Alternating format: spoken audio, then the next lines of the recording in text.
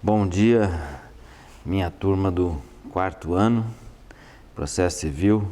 São quinta-feira, 9 horas da manhã, seria nosso horário de aula mais ou menos. Felizmente, mais uma quinta, né? Vivos, mas como eu digo logo, isso aqui vai passar e a gente vai voltar novamente ao convívio.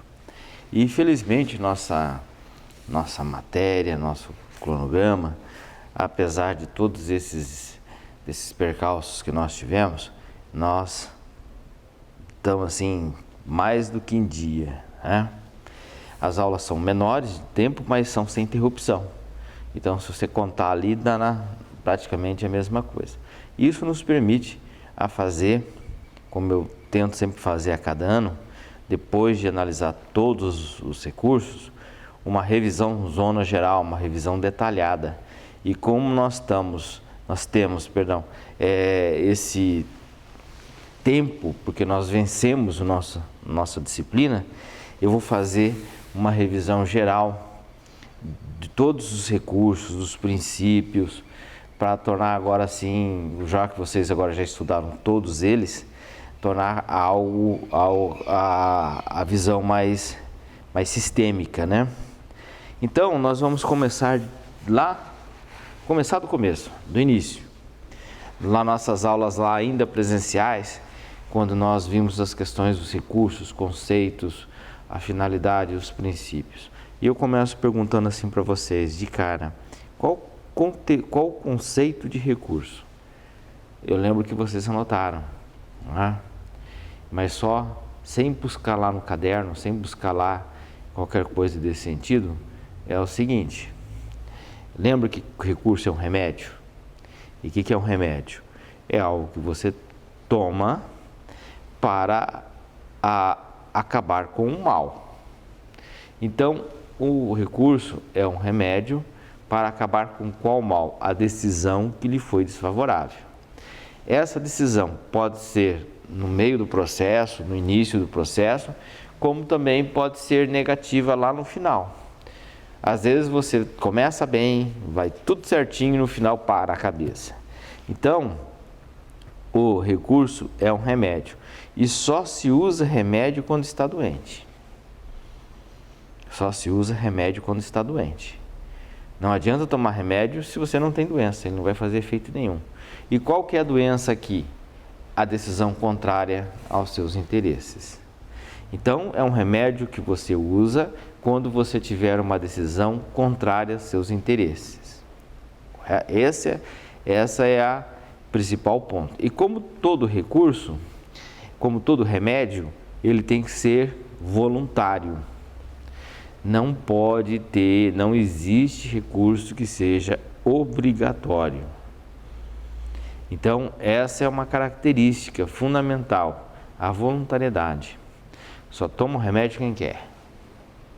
Ah, mas eu perdi a decisão, mas eu não quero recorrer. Você não é obrigado a recorrer. Você tem essa faculdade, essa opção de utilizar o recurso para recorrer de uma decisão que lhe foi contra os seus interesses. Então, eu já ouvi muitas expressões assim: recurso obrigatório, né? Recurso ex officio do juiz. Não tem nada disso. Isso aí são conceitos errados. Aliás, nem são conceitos, porque um conceito é algo correto. São afirmações falsas, fake news. Hoje está na moda, né? Então é fake news. Não existe um recurso que seja obrigatório. Mas, professor, eu ouvi dizer que contra a decisão que é contra o Estado, tem que obrigatoriamente recorrer. Mentira. Quando a decisão é contra o Estado, e aí eu falo Estado em sentido amplo, quer município, quer o Estado da Federação, ou quer contra a União, não existe o recurso ex officio. O nome que se dá é reexame necessário. O que é esse reexame necessário? O juiz, ele devolve, ele manda para o tribunal a decisão que foi contra ao Estado para uma reanálise. Isso se chama reexame necessário. Não é recurso, não está no rol dos recursos. Isso já nos puxa a um princípio. O recurso tem que estar previsto em lei. Não existe recurso que não esteja previsto em lei. Então, nós vamos ver que aqui no CPC, ele tem no rol dos recursos, são aqueles recursos, ou em leis esparsas, que vou até dar um exemplo depois quando nós chegarmos nesse artigo. Então, o recurso é um remédio voluntário que a pessoa utiliza quando ele tem uma decisão negativa. Se essa decisão, se você não tem uma decisão contra você, não cabe recurso. Então, a decisão tem que lhe ser desfavorável, certo? Não tem recurso ex officio, não tem recurso obrigatório. O nome que se dá a isso é reexame necessário e é quando o juiz encaminha para o tribunal a análise da decisão que ele julgou contra o Estado. Professor, mas as partes no reexame necessário podem recorrer? Podem. Pode existir simultaneamente o reexame necessário em conjunto com o recurso da parte vencida, que no caso foi o Estado. Então, a parte vencida pode entrar também com recurso. Aí nós teremos reexame necessário e recurso da parte vencida. Tá? Então, um não afasta o outro. Um não afasta o outro. O município de Maringá perdeu a ação. Tem o reexame necessário, o juiz vai enviar o processo. E, querendo, o município de Maringá pode também entrar com recurso. Professor, então não é obrigatório o município recorrer? Não, porque se fosse obrigatório não seria recurso. Então, uma das características do recurso é a voluntariedade. O recurso tem que ser voluntário. Também podemos falar dentro desse rol de alguns princípios que regem o recurso. E nós vimos, né? O princípio da legalidade. Só existem recursos previstos em lei, como eu falei. Nós temos no Código de Processo Civil os recursos ali, mas nós temos em leis esparsas alguns outros recursos. Exemplo, a lei do juizado. Qual que é o recurso existente na lei do juizado? Recurso inominado. Por que ele é inominado? Porque não tem nome. Aí é um inominado. Simples assim. Se nós temos recurso de apelação, de agravo, de instrumento, do recurso extraordinário, do recurso especial, todos têm um nome. Tá? E o recurso no juizado especial não tem nome. Aí inventaram o recurso que não tem nome. E o recurso que não tem nome é o recurso inominado. Então é um recurso que está na lei, não está no CPC, está na lei especial, na lei que rege o juizado especial. E ali o nome dele é inominado porque não tem nome. É contradição, né? Mas esse é um exemplo claro de um recurso que está fora do Código de Processo Civil. Nós temos também outros princípios que regem, né, a matéria recursal. O princípio de que só cabe um recurso por decisão. Você e eu bati sempre nesse ponto. Você tem um tiro, uma arma, uma espingarda, uma metralhadora com um tiro. E vem um tigre correndo, um leão correndo à sua direção. Você tem uma bala e você não pode errar essa bala, porque se perdeu essa bala, o leão te pega. E mais, cada decisão só é possível um recurso. Não tem dois tiros para o mesmo leão. Então, para cada situação, você tem um recurso específico.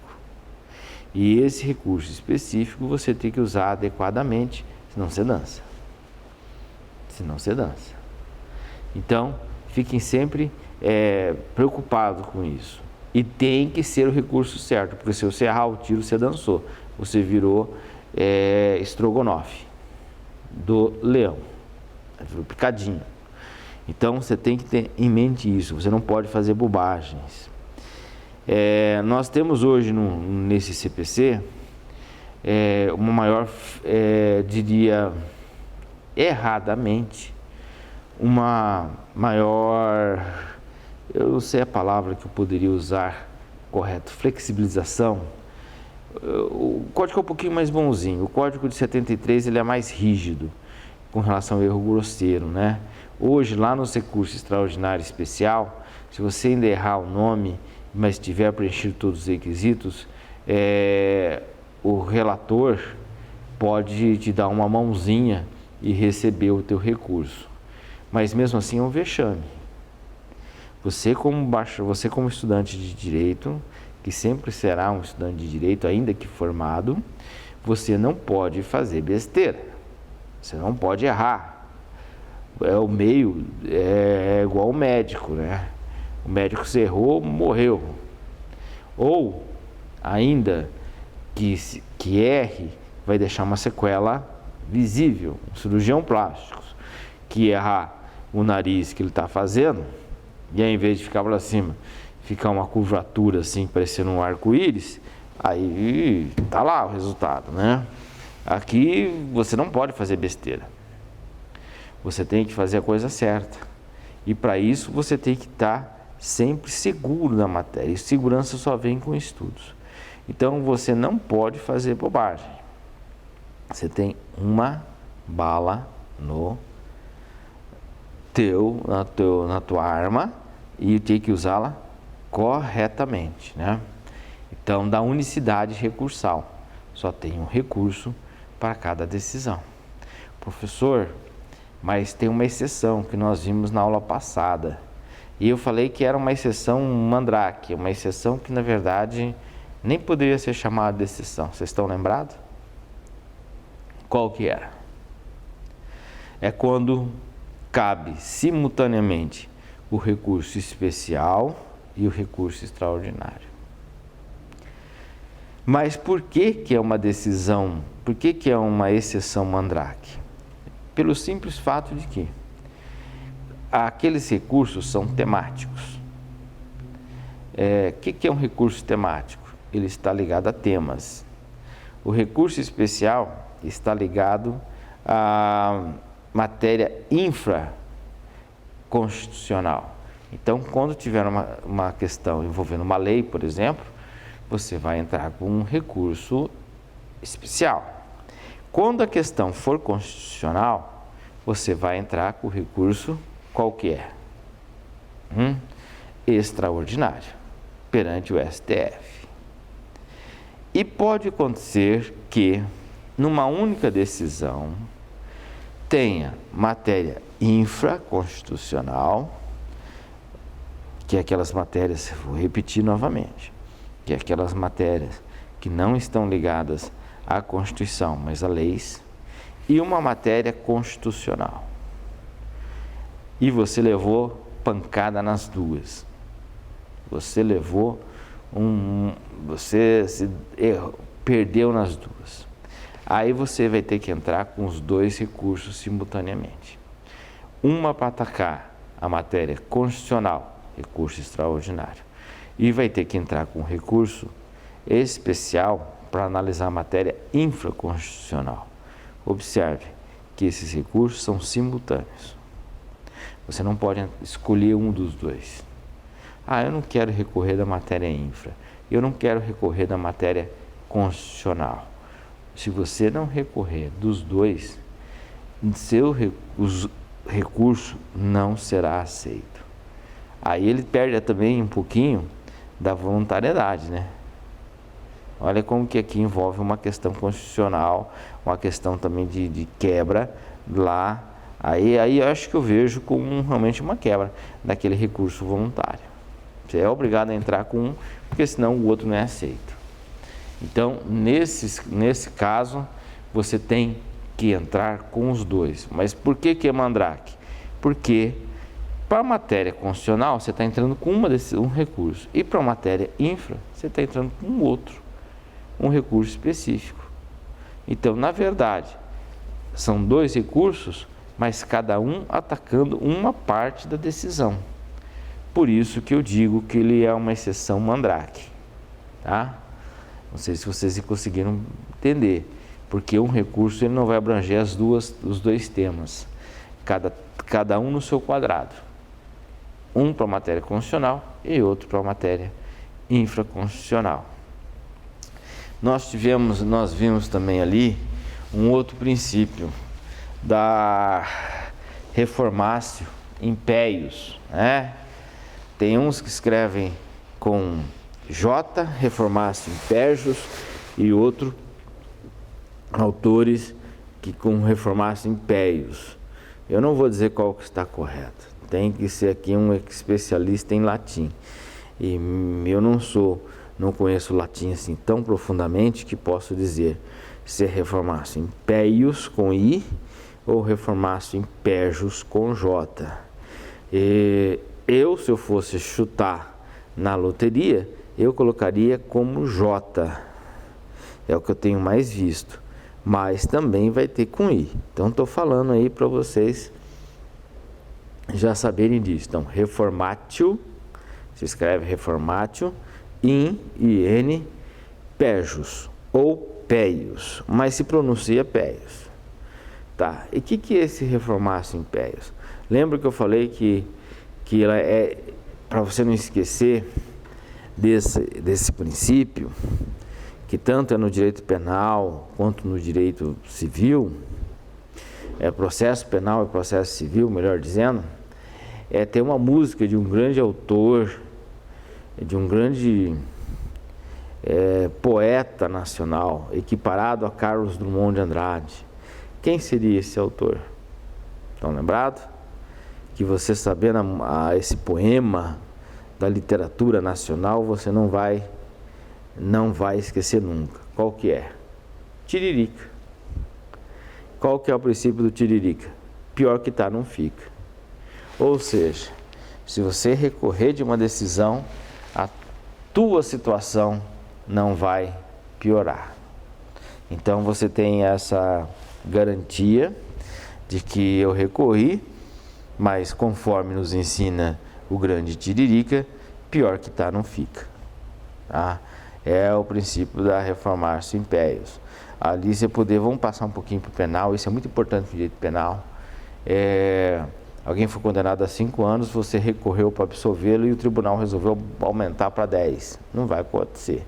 Ou você foi condenado a 1 milhão e recorreu e foi majorado para 3. Não vai ocorrer.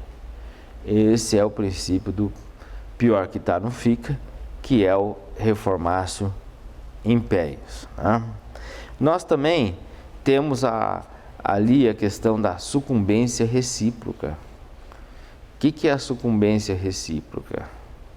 É quando as 2 partes ganham e perdem. E o exemplo que eu dei em aula, deixa eu tomar uma aguinha aqui primeiro para a garganta não secar, né? Uma manhã chuvosa, essa chuvinha, devia ter um bolinho de chuva aqui,